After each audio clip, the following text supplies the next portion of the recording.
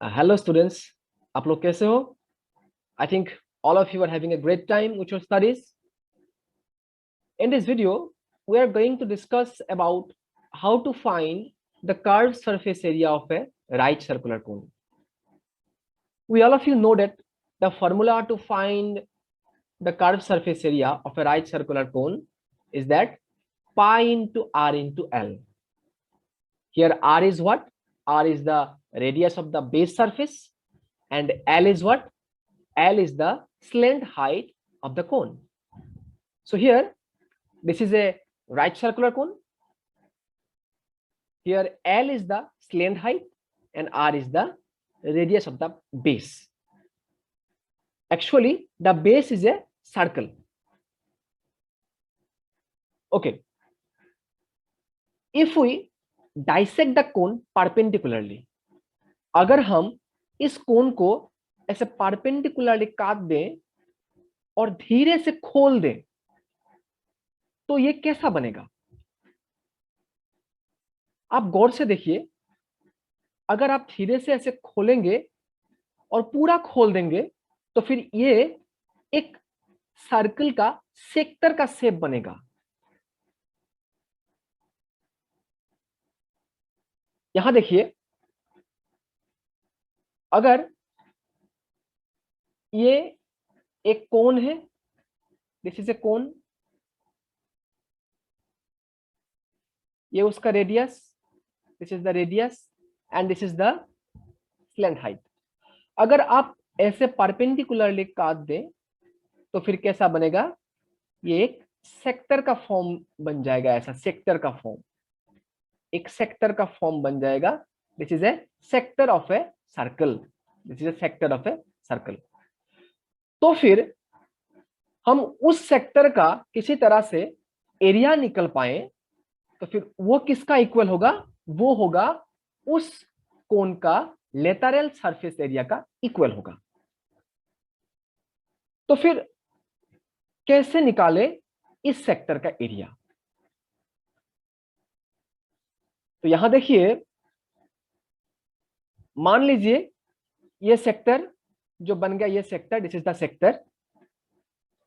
After unroll the cone, ये sector बन गया और ये पूरा सर्कल, ये सर्कल है जिसका ये सेक्टर है।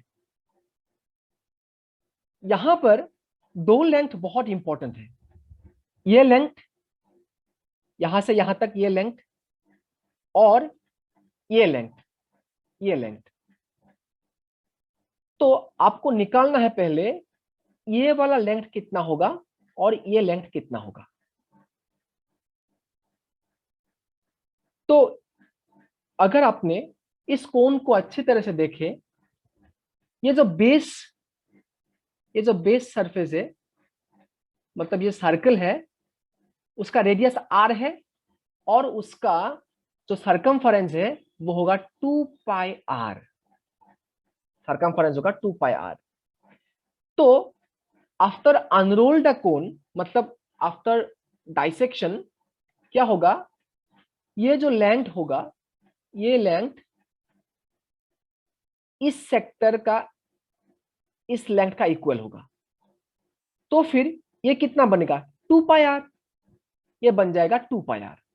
और जो ये स्लैंट हाइट है वो होगा ये लेंथ, यहां से यहां तक ये लेंथ स्लैंट हाइट बनेगा, मतलब इस पूरे सर्कल का ये रेडियस बन जाएगा। तो यहां पर मिल गया हमें कितना? ये 2 पाई r, ये लेंथ 2 पाई r और ये L इस पूरे सर्कल का रेडियस बन जाएगा। तो फिर ये बड़ा सर्कल, उसका एरिया कितना होगा? उसका एरिया होगा पाई इंटू रेडियस स्क्वायर, मतलब पाई इंटू L स्क्वायर। और सरकमफरेंस कितना बनेगा? और सरकमफरेंस बनेगा 2 इंटू पाई इंटू रेडियस, मतलब 2 इंटू पाई इंटू L। ये बन गया इस पूरे सर्कल का एरिया और पूरे सर्कल का सरकमफरेंस। लेकिन हमें निकालना क्या है? हमें निकालना है इस सेक्टर का एरिया। इस सेक्टर का एरिया निकालना है। तो इस सेक्टर का एरिया निकालने के लिए हमें यूनिटरी मेथड अप्लाई करना है। तो यूनिटरी मेथड कैसे अप्लाई करेंगे? देखिए, अगर 2 पाई एल ये आर्क लेंथ है, मतलब ये पूरा लेंथ सरकमफेरेंस एक आर्क है, मान लीजिए अगर आर्क लेंथ 2 पाई एल है तो एरिया कितना होता है? एरिया होता है पाई इंटू एल स्क्वायर। ये हो गया।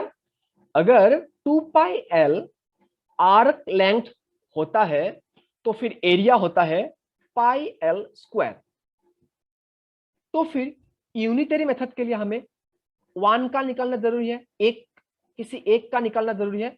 तो फिर अगर आर्क लेंथ 1 हो गया तो फिर उसके लिए एरिया होगा pi L square divided by 2 pi L.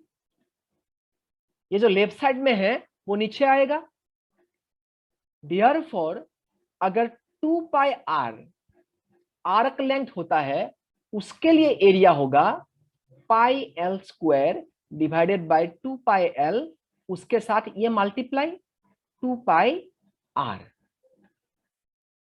तो देखिए ये सब कैंसिल होगा, पाई पाई कैंसिल होगा, 2 एल है ऊपर तो एक एल कैंसिल होगा और ये 2 2 कैंसिल होगा। तो एट लास्ट कितना बच गया? Pi into r into l. तो वही होगा इस सेक्टर का, तो वही होगा इस सेक्टर का area, pi into r into l, pi into r into l. तो मतलब जो कोन था उसका लेटरल सरफेस एरिया हमें मिल गया, वो है pi into r into l. तो आई थिंक आप लोगों को ये समझ में आ गया ये फॉर्मूला कहां से डिराइव हुआ है। तो आज के लिए इतना ही। तो नेक्स्ट टाइम और एक वीडियो के साथ फिर मिलेंगे, एक नया टॉपिक के साथ। तब तक थैंक यू।